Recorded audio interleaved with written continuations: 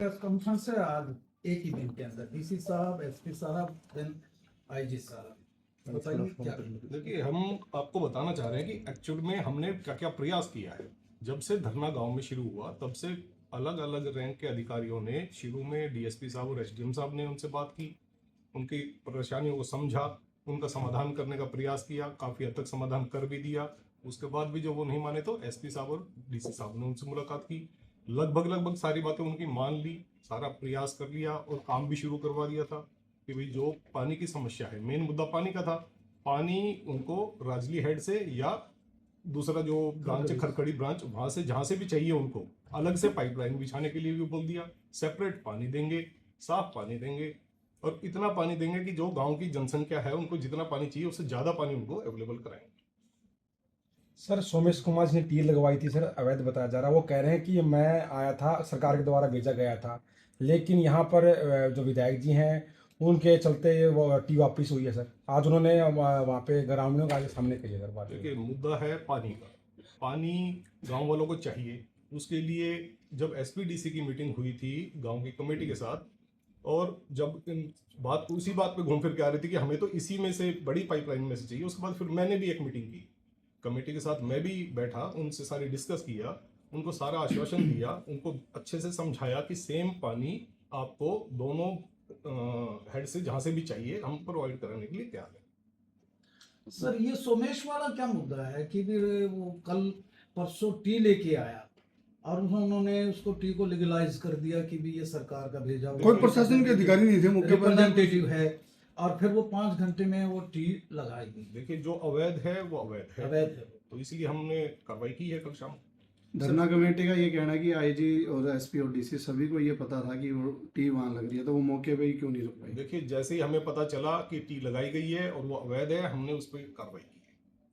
तो कार्रवाई में सर काफी घंटों का गैप आ गया सर, शनिवार रात को वो लगाई गई। देखिए, जब जैसे भी हमें पता चला है कि ये गलत हुआ है तो उसी वक्त हमने अपनी फोर्स इकट्ठा किया और ड्यूटी मजिस्ट्रेट लिया और डीसी साहब के अगुवाई में जाकर टीम ने कार्रवाई की। जो शख्स टी लेके आया है उसके खिलाफ आप क्या कार्रवाई कर रहे हैं? देखिए, जो जिसने मिसगाइड किया लोगों को, जो अवैध टी लगाई गई है उसमें हमने केस रजिस्टर किया है, इन्वेस्टिगेशन करेंगे।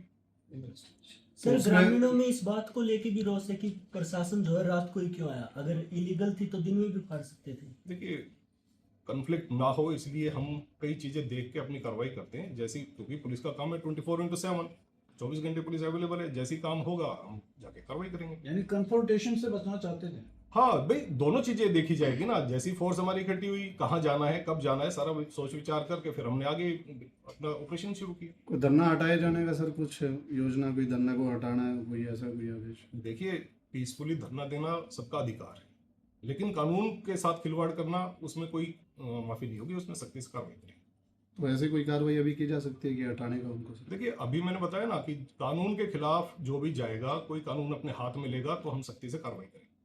कितने लोगों को मुकदमा दर्ज किया गया आज की बात करें तो कल रात को जो घटना हुई थी उसमें 6 लोगों के खिलाफ बाय नेम है, बाकी अन्य हैं उनको आइडेंटिफाई करेंगे। सर ये सुमेश कुमार है, ये कहाँ का है, कौन है ये सर? देखिए, वो इन्वेस्टिगेशन का विषय है। 2 दिन हो गए सर, कुछ एफआईआर हो रही है और सारी वीडियो भी है और अभी हाँ, तो तक कार्रवाई हमारी चल रही है।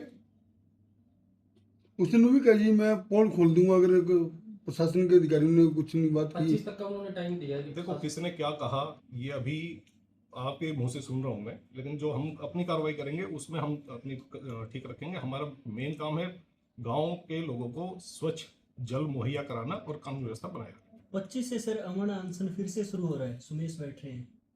देखिए, जो आप लोग बता रहे हैं मुझे आप लोगों से अभी पता चल रहा है, लेकिन आगे जो भी हमारा काम है कानून व्यवस्था बनी रहे।